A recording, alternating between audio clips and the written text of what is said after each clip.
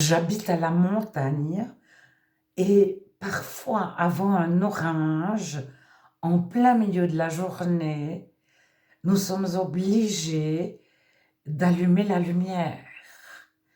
Il y a des nuages tellement noirs qu'on ne voit plus suffisamment en travaillant, et cetera. Heu, Même pour manger, à midi, on doit allumer la lumière. Alors je dis j'habite la montagne. J'imagine que ceux qui habitent au bord de la mer ou en plaine vivent parfois la même chose. Alors, dans la Bible, il est dit que quand Jésus est mort, enfin quand il a été crucifié, il y a eu 3 heures de ténèbres. Alors tout le monde regarde si c'est une éclipse de soleil et en général, si la lune passe devant le soleil, il fait nuit 7 minutes, 10 minutes et à un endroit précis. Alors, les personnes parlent de volcans, de cendres, de volcans, etc. Mais la préparation d'un orage, mais d'un grand orage, peut amener des nuages noirs sur des kilomètres et des kilomètres. Alors, soit on est chrétien et on croit que Dieu a du pouvoir sur les nuages. On est chrétien, on a lu la Bible, quand il y a une tempête, Jésus parle à la tempête et lorsque Jésus parle à la tempête, elle s'arrête.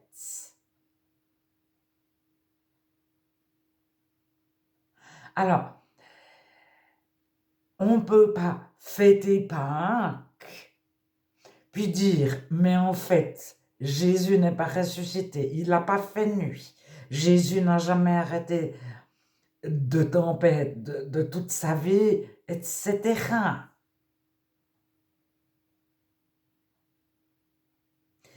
On ne peut pas se dire chrétien et ne pas croire ni au voile déchiré, ni à l'obscurité, ni à la résurrection, ni... Alors, mais je suis d'accord qu'on ne croyait pas, qu'on mettait en doute toute la Bible, etc. Mais alors, s'il vous plaît, ne dites pas je suis chrétien. Chrétien, Jésus-Christ. Christ donne le mot chrétien. Alors, si on annule les 3 quarts des évangiles, on ne peut pas dire je suis chrétien, mais je crois pas, je crois pas, je crois pas, je crois pas. Alors, personnellement, j'ai des fois des doutes et j'ai tout remis en question, tout, dans ma vie. Alors, ado, mais quand j'étais ado, mais beaucoup plus tard, lorsque j'ai découvert la critique textuelle, etc., etc. Alors, entre tout rejeter et puis tout prendre à la lettre, parfois se mettre devant Dieu. Qu'est-ce que t'en penses? Et le voile déchiré. Par exemple, les chrétiens réels le comprennent parfaitement parce que même s'il n'a jamais été déchiré, il a été déchiré d'une façon spirituelle, c'est-à-dire que certains se réservaient Dieu un jour par année et la présence de Dieu venait un jour par année au centre du temple pour un seul sacrificateur, le souverain sacrificateur, le plus haut prêtre. Prêtre et sacrificateur sont synonymes. Une fois par année, entrer en contact avec Dieu quelques heures, un jour par année. Mais par rapport à l'Ancien Testament en entier, c'est déjà faux. Parce que David est entré en contact avec Dieu, Samuel est entré en contact avec Dieu, Noé est entré en contact avec Dieu, etc.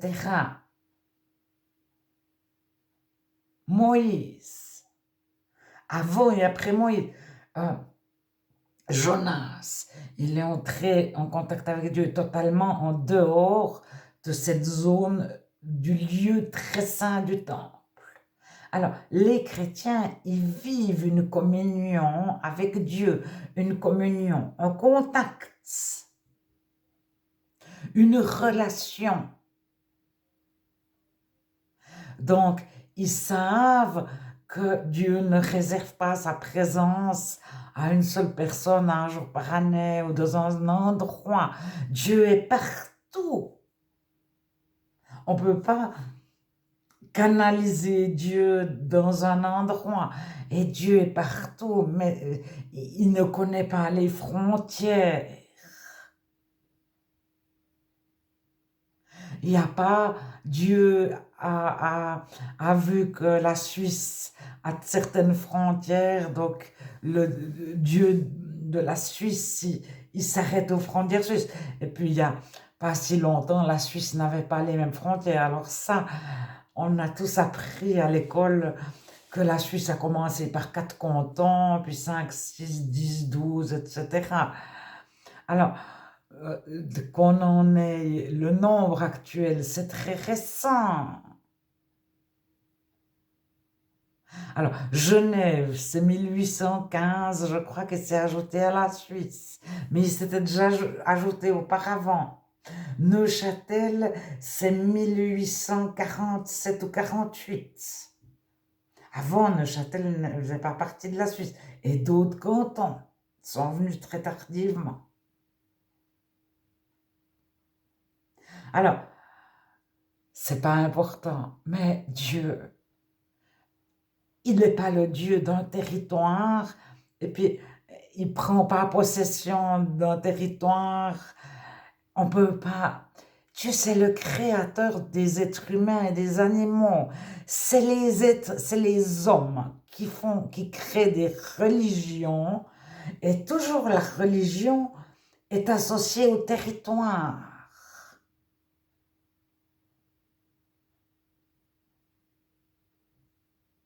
Mais Dieu, il ne connaît pas les frontières.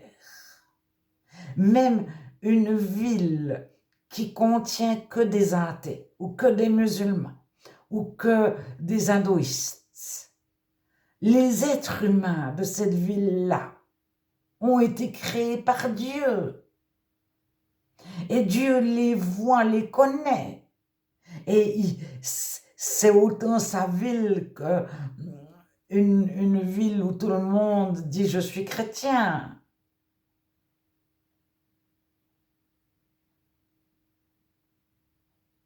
Alors, les religions créent des territoires et des endroits et un supérieur qui a accès à Dieu.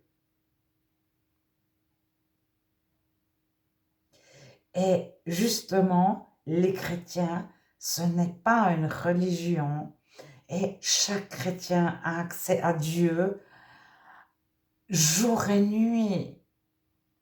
Alors, au-delà du voile déchiré, de la terre qui a tremblé, puis de l'obscurité, etc. Mais Jésus est la lumière du monde au moment où il meurt.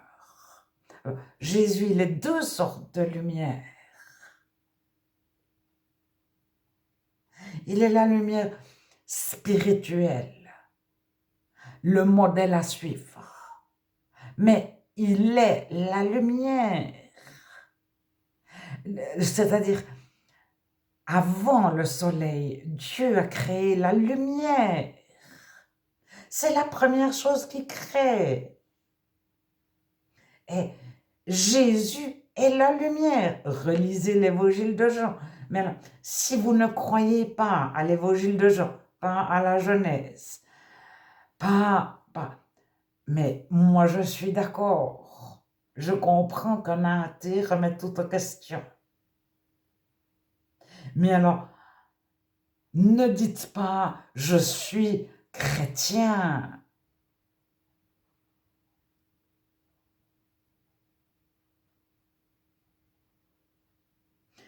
Et puis, ne fêtez pas Pâques.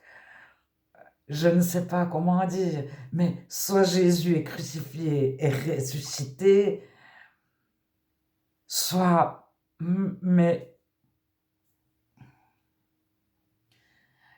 si on ne croit pas à la résurrection, on ne se dit pas chrétien.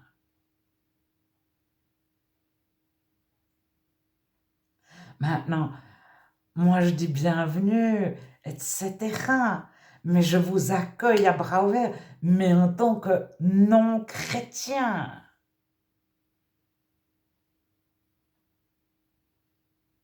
Ou en tant que futur chrétien.